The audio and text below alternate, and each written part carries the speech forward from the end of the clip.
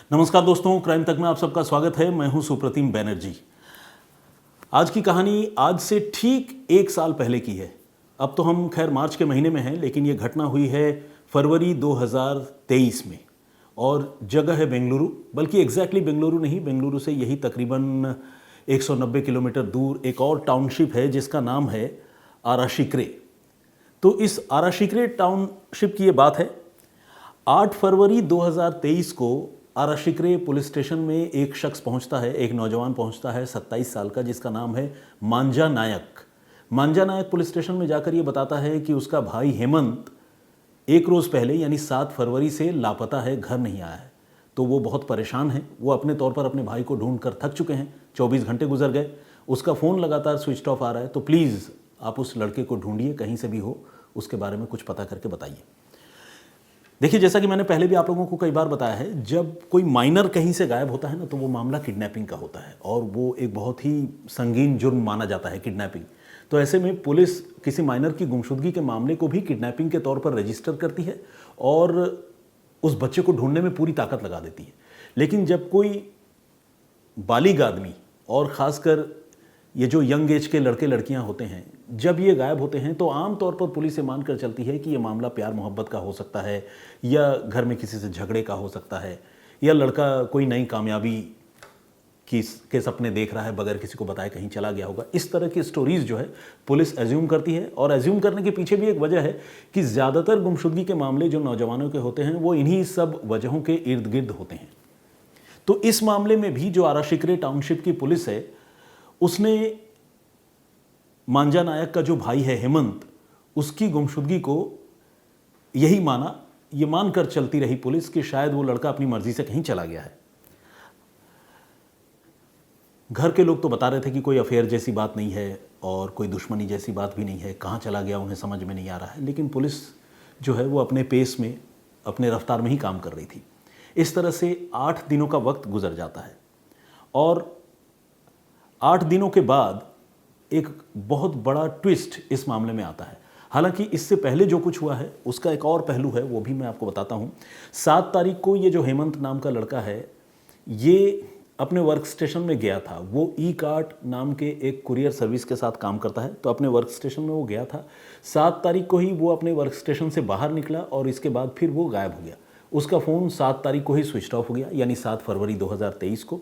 और हेमंत का एक कलीग है जो बार बार उसको अप्रोच करने की कोशिश कर रहा था, लेकिन चूंकि उसका फ़ोन स्विच ऑफ था, तो फिर उसने परेशान होकर फाइनली हेमंत के बड़े भाई मांजा नायक को बताया कि हेमंत को बहुत देर से ढूंढ रहा हूँ, उसका पता नहीं चल रहा है, आप प्लीज़ कुछ करो। उसके बाद मांजा नायक भी ढूंढने लगा, घर वाले ढूंढने लगे, लेकिन जब नहीं मिला तो उसके बड़े भाई ने पुलिस को कंप्लेंट दी। तो ये पूरा सीक्वेंस है जो उसकी गुमशुदगी का है।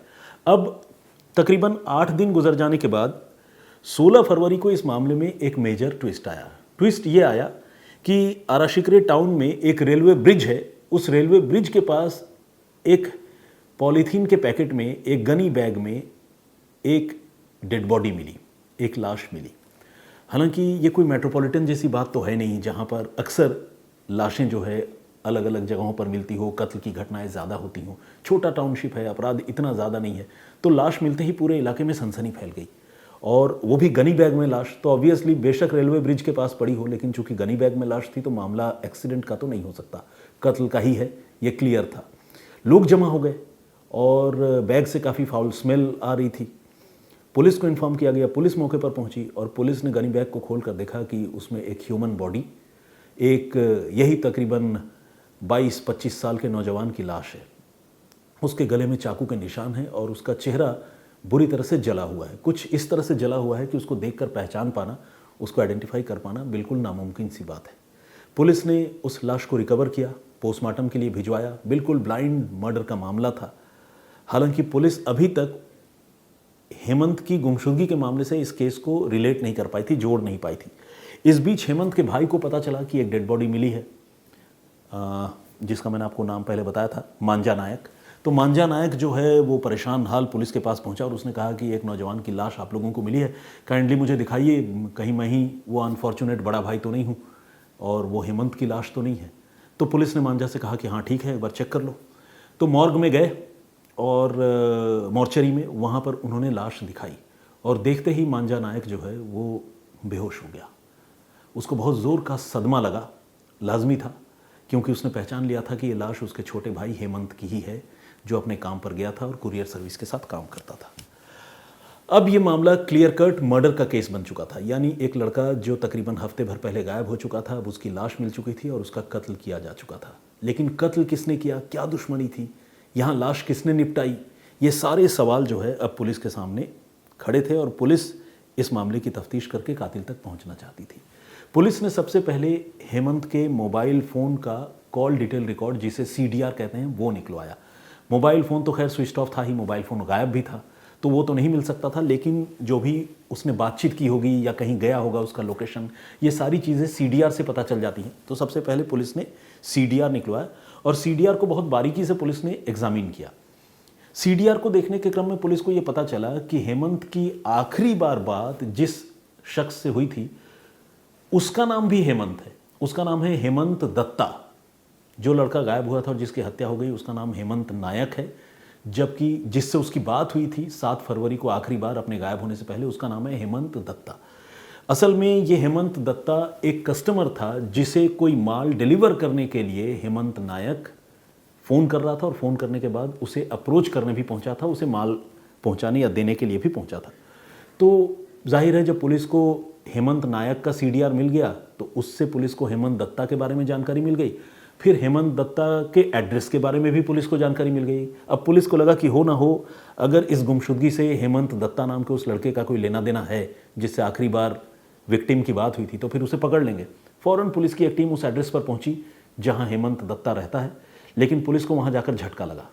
पुलिस को पता चला कि वहां हेमंत दत्ता नाम का कोई बंदा रहता ही नहीं है। यह अपने आप में एक बहुत सीरियस बात थी, सस्पेंस की भी बात थी कि एक आदमी जिसका एड्रेस कुछ और शो कर रहा है, जिसका प्रेजेंस वहाँ पर शो कर रहा है, वो बंदा वहाँ रहता नहीं है। तो ये बात जो है सिर्फ सस्पेंस की भी नहीं थी, बल्कि शक बढ़ाने वाली बात भी थी। अब हेमंत दत्ता पर पुलिस का शक गहरा गया था। आखिरी बार उससे बातचीत हुई। CDR की तो खैर पुलिस ने जांच की ही, चूंकि अब हेमंत दत्ता का नंबर मिल चुका था, पुलिस ने उस लड़के को ट्राई करना शुरू किया। उसका मोबाइल फ़ोन भी इत्तेफाक से उसी 7 फरवरी से स्विच ऑफ हो चुका था। यानी जो विक्टिम था उसका फ़ोन तो स्विच ऑफ था ही, जिस पर कत्ल का शक था उस लड़के का फ़ोन भी स्विच ऑफ था। अब पुलिस जो है पूरी तरह से फोकस्ड होकर हेमंत दत्ता को ढूंढने की कोशिश करने लगी और पुलिस ने दोनों के फ़ोन के IMEI नंबर निकाले। IMEI नंबर आप जानते हैं, जिसे कहते हैं international mobile equipment identity number. Basically ये हर मोबाइल फ़ोन का एक यूनिक आइडेंटिटी नंबर होता है। सिम कार्ड आप चाहे कोई भी इस्तेमाल कर ले, बदल लें, लेकिन IMEI नंबर आम तौर पर बदला नहीं जा सकता। हालांकि हमारे देश में इतने बड़े बड़े ठग हैं कि वो चुटकियों में IMEI नंबर भी चेंज कर देते हैं। आपको ये भी जानकर बड़ी हैरानी होगी, लेकिन ये मानकर चल सकते हैं कि आमतौर पर बहुत इजीली उसको बदला नहीं जा सकता और इसीलिए पुलिस सिम कार्ड बदल लेने पर भी जो क्रिमिनल्स होते हैं उनको IMEI नंबर से ट्रेस कर लेती है। तो यहाँ पर पुलिस ने दोनों के मोबाइल फ़ोन के IMEI नंबर का भी पता लगा लिया, क्योंकि उनकी CDR पुलिस के हाथ लग चुकी थी और पुलिस इस मामले को लगातार इन्वेस्टिगेट कर रही थी। तो IMEI नंबर जब पुलिस को मिला तो पुलिस ने ये चीज़ देखी कि 7 फरवरी को दोनों का लोकेशन एक ही पर्टिकुलर जगह पर था। दोनों के मोबाइल फ़ोन की लोकेशन एक ही पर्टिकुलर जगह पर था। यानी हेमंत से सिर्फ बात नहीं हुई थी, बल्कि दोनों एक साथ एक जगह पर मौजूद थे और उसी लोकेशन पर मौजूद थे जहां पर उसका एड्रेस होने की बात सामने आई थी। हालांकि उस एड्रेस पर हेमंत रहता नहीं था। यह भी अपने आप में एक सस्पिशियन वाली बात थी। तो खैर, अब पुलिस जो है इस मामले की तफ्तीश कर रही थी, हेमंत दत्ता को ढूंढ रही थी जो शक के घेरे में था, लेकिन उसके बारे में पुलिस को कोई जानकारी नहीं मिल पा रही थी क्योंकि उसका फ़ोन स्विच ऑफ हो चुका था। 2 दिन बाद 16 को डेड बॉडी मिली थी। 2 दिन बाद 18 फरवरी को इस मामले में एक और मोड़ आया। हुआ ये कि आरा शिकरे का जो बस स्टॉप है, उस बस स्टॉप पर तैनात जो पुलिसकर्मी है, जिनकी रूटीन में वहाँ पर ड्यूटी होती है, उनमें से एक पुलिसकर्मी ने देखा कि एक नौजवान लड़का अपने पीठ पर एक बड़ा सा बैग टांगे हुए बहुत तेज़ कदमों से चलकर कहीं जा रहा है और उसकी जो चाल थी उसे देखकर पुलिस वाले को कुछ खटका सा हुआ। पुलिस को लगा यार कि ये लड़का मतलब नॉर्मली नहीं चल रहा है, ये भागने की कोशिश में है या कुछ डर रहा है, कुछ छिपाने की कोशिश कर रहा है, ऐसा पुलिस को महसूस होने लगा। तो पुलिस ने उस लड़के को रोका और रोकने के बाद उससे पूछताछ की। वो कोई कंक्रीट जवाब नहीं दे पा रहा था। अब जब पुलिस ने उसके बैग की तलाशी ली तो पुलिस को उसके बैग से एक एक कर कई चीज़ें मिली। उस बड़े से बैग में मोबाइल फ़ोन तो खैर थे ही, इसके साथ ही कई जोड़े जूते भी थे, शूज़ भी थे, और वो भी ब्रांड न्यू। अब पुलिस ने इससे पूछा, भाई इतने जूते तुम्हारे पास कहाँ से आए?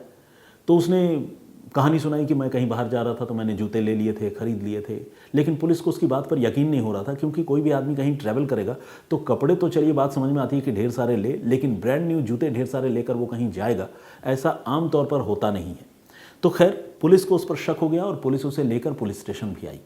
आपको ये जानकर हैरानी होगी कि हेमंत दत्ता, जिसे पुलिस ढूंढ रही थी, उसकी तस्वीर पुलिस वालों के पास मौजूद थी, लेकिन पुलिस बस स्टॉप से जिस लड़के को पकड़कर लाई थी, उस लड़के के बारे में अब तक आराशिकरे पुलिस स्टेशन की पुलिस को कोई जानकारी नहीं थी कि उसने कौन से लड़के को पकड़ा है, ये लड़का कौन है, और क्या वाकई ये कोई चोर है जो बैग में कोई सामान लेकर जा रहा है, या फिर किसी दूसरे क्राइम से इसका कोई लेना देना है। पुलिस को इसका कुछ नहीं पता था। लेकिन जब उस लड़के को पुलिस स्टेशन लाया गया और हेमंत दत्ता की तस्वीर के साथ उस लड़के के अपीयरेंस का पुलिस ने मिलान करवाया, तो पुलिस खुद ये देखकर हैरान रह गई कि जिस कातिल को वो पूरी दुनिया में ढूंढ रही थी, वो कातिल इत्तेफाक से उनके हाथ लग गया था। और पुलिस जो है उसे रैंडमली शक के आधार पर पकड़ कर ले आई थी। ये अपने आप में बहुत अजीब बात थी। यानी जिस कातिल को पुलिस इतने दिनों से बहुत शिद्दत से ढूंढ रही थी, वो कातिल उसको बस स्टॉप पर यूं ही चलता हुआ मिल गया, और सिर्फ शक के आधार पर उस नौजवान लड़के को पुलिस ने पकड़ लिया। तो खैर, अब जो शक के घेरे में लड़का था हेमंत दत्ता, वो पुलिस के शिकंजे में आ चुका था। पुलिस ने अब उससे सख्ती से पूछताछ की हेमंत नायक की गुमशुदगी को लेकर। हेमंत दत्ता जो लड़का पकड़ा गया था, ये भी पहले कुरियर कंपनी में काम कर चुका था, और इसे कुरियर कंपनी के काम करने के तौर तरीके का पता था। इसने ये कबूल किया कि हाँ, उसने ही हेमंत नायक की हत्या की थी, और हत्या भी 7 फरवरी को की थी। वो एक अलग आइडेंटिटी से उसी एड्रेस पर कुछ दिनों के लिए रुका था, जिस एड्रेस पर पुलिस की टीम उसे ढूंढने गई थी, और वहाँ पर उसने अपने लिए एक सेकेंड हैंड आईफोन कहीं से बुक करवाया था, और उसे वो रिसीव करने के लिए रुका हुआ था। 40,000 रुपये उस आईफोन की कीमत थी जिसे वो ख़रीदना चाहता था। उसके पास 40,000 रुपये नहीं थे, लेकिन उसने कैश ऑन डिलीवरी बुक करा दिया था, इस उम्मीद के साथ कि जब तक आईफोन आएगा तब तक मैं पैसों का इंतज़ाम कर लूँगा। लेकिन हेमंत नायक जो ई कार्ट के साथ काम करता था, वो आईफोन का कंसाइनमेंट लेकर हेमंत दत्ता के पास डिलीवर करने के लिए पहुंच गया, और हेमंत दत्ता के पास वो 40,000 रुपये नहीं थे। लेकिन आईफोन के प्रति उसका जो लगाव या उसका जो लालच या लस्ट जो भी कह ले, वो इतना ज़्यादा था कि उसे लगा कि इस फ़ोन को हाथ से नहीं जाने देना है, भले मुझे कुछ भी करना पड़े। और फिर साजिश के तहत उसने पहले हेमंत नायक को अपने घर बुलाया, घर के अंदर उसी को बोला कि तुम अनबॉक्स करो। वो जो कुरियर का लड़का था जो डिलीवर करना आया था, हेमंत नायक, उसने आईफोन का वो बॉक्स अनबॉक्स करना शुरू किया। इसी दौरान हेमंत दत्ता ने अपने घर में अपने पास मौजूद एक बड़े से चाकू से उसके गर्दन पर वार करना शुरू कर दिया। ताबड़तोड़ उसे एक के बाद एक गर्दन पर कई चाकू मारे, और अपने उस किराए के कमरे में उसकी हत्या कर दी। हत्या करने के बाद उसने लाश को कुछ दिनों तक छिपाए रखा। जब उससे फाउल स्मेल आने लगा तो फिर उस लाश को ले जाकर बाथरूम में उसने रखा। गनी बैग खरीद कर लाया, यानी प्लास्टिक की बड़ी थैली, उसमें उस लाश को उसने भरा, पेट्रोल का इंतज़ाम किया, और उस लाश को अपने बाइक पर बांधा एक रोज़ रात को बाइक के पीछे वाली सीट पर, और ले जाकर उसी रेलवे ब्रिज के पास फेंका, और वहीं उसके चेहरे पर पेट्रोल डालकर आग भी लगा दी ताकि उसका चेहरा बुरी तरह से जल जाए, डेड बॉडी म्यूटिलेटेड हो जाए और उसकी पहचान ना हो सके।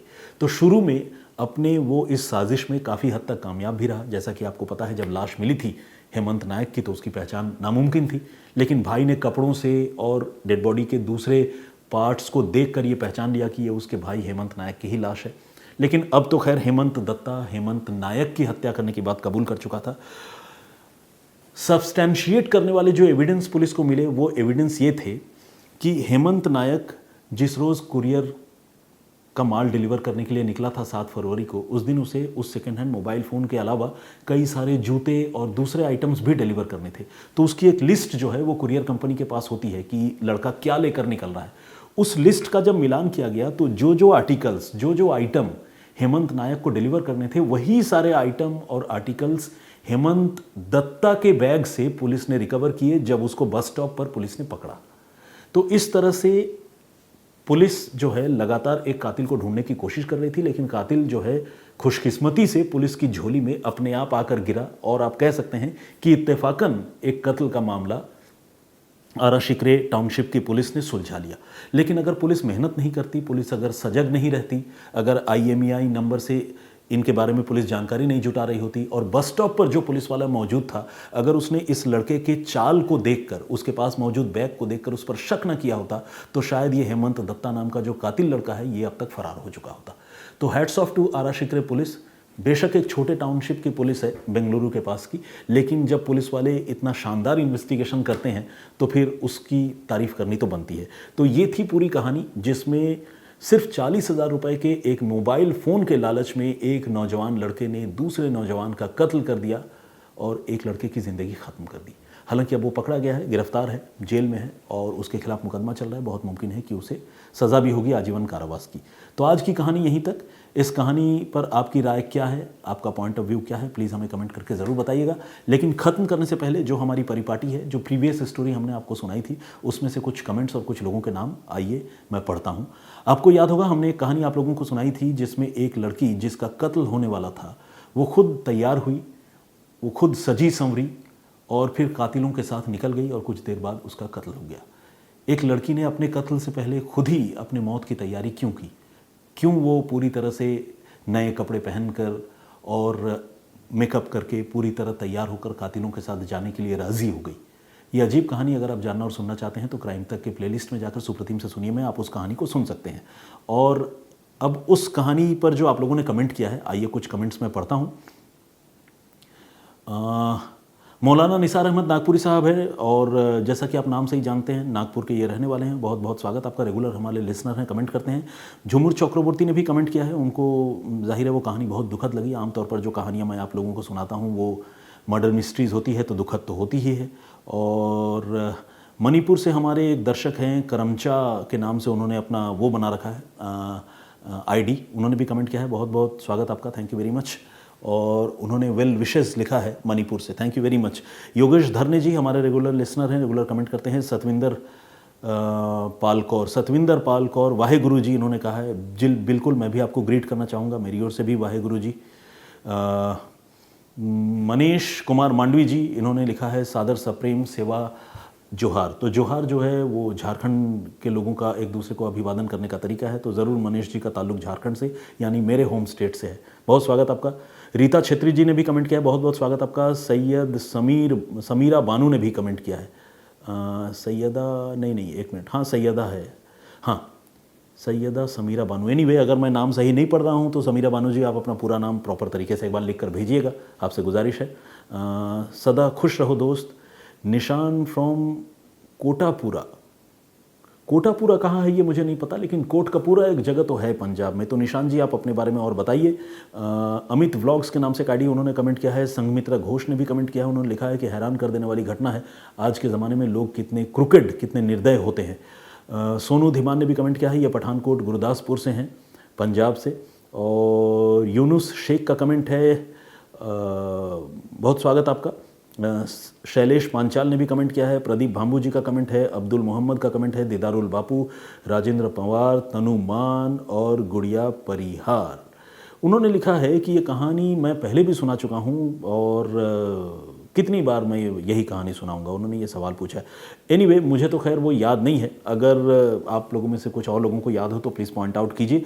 मैं होशो हवास में एक कहानी 2 बार रिपीट नहीं करता हूँ, लेकिन कई बार ऐसा भी होता है, मैं आपको बताना चाहूँगा कि स्टोरीज़ इतने आइडेंटिकल होते हैं ना, इतनी मिलती जुलती घटनाएं होती हैं कि कई बार हमें भी पढ़ते हुए ये लगता है कि शायद ये घटना हम पहले सुन चुके हैं, लेकिन एक जैसी घटनाएं होती हैं और एक क्रिमिनल जो है दूसरे घटना को कॉपी करने की भी कोशिश करता है। आपने देखा होगा वो जो मूवी थी दृश्यम, उसे देखकर न जाने कितनी हत्याएं हो गई, लेकिन तकरीबन सारे के सारे पकड़े जाते थे। तो खैर फिक्शन की बात और है, हकीकत की बात और है। अपराध से बचना ही इकलौता तरीका है जिसमें आपका भी भलाई है, हमारा भी और सबका भलाई है। एनीवे आज के लिए इतना ही। अपना बहुत ख्याल रखिए, सुरक्षित रहिए। मुझे और मेरे साथी कैमरा पर्सन कुंज बिहारी जी को इजाज़त दीजिए। जय हिंद, जय भारत।